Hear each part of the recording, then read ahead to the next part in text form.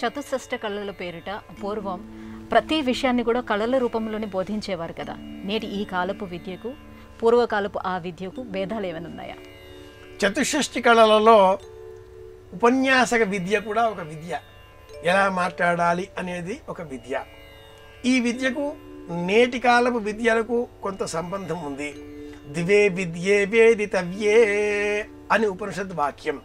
విద్యలు రెండు కారణాలతో రెండు విధాలుగా ప్రపంచంలో ప్రస్తావింపబడతాయి. ఒక విద్య మానసిక విద్య, ఆధ్యాత్మిక విద్య. రెండవ విద్య ఆధునిక విద్య, భౌతిక అవసరాలు తీర్చే విధంగా భోజన ఉపలబ్ధిని అందించేటటువంటి విద్య.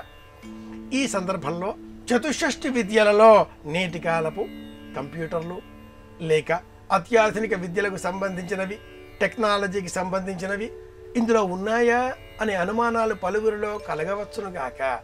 కానీ ఆ విద్యలకు కూడా మూలమైనటువంటి వినడం, రాయడం, చదవడం, తెలుసుకోవడం అంటే చూడడం అనేవి ఈ చతుషష్టి విద్యలలో ప్రధానమైనవి.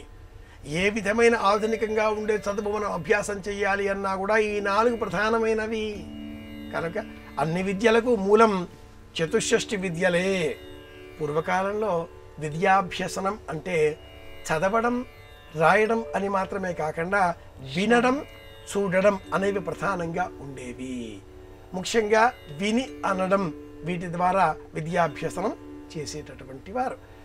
ఏ విధమైన చదువు అయినా ఆ చదువును సంబోధించే సమయంలో నేటికి పాతకాలపు వారు ఎవరైనా ఉంటే ఏం చదువులండి ఇవి ఏమైనా బ్రహ్మ విద్యనా అని చెబుతూ blackening the white paper will attract the marks అని వేళాకోళం చేస్తూ ఉంటారు.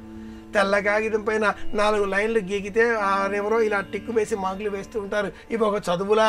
బ్రహ్మ విద్య అది ప్రధానం అని చెబుతూ ఉంటారు. నేటి కాలపు విద్యలకు నాటి కాలపు చతుషష్టి విద్యలకు సంబంధం ప్రత్యక్షంగా లేదు, కానీ పరోక్షంగా చతుషష్టి విద్యలే ప్రధానమైనవి అని చెప్పారు.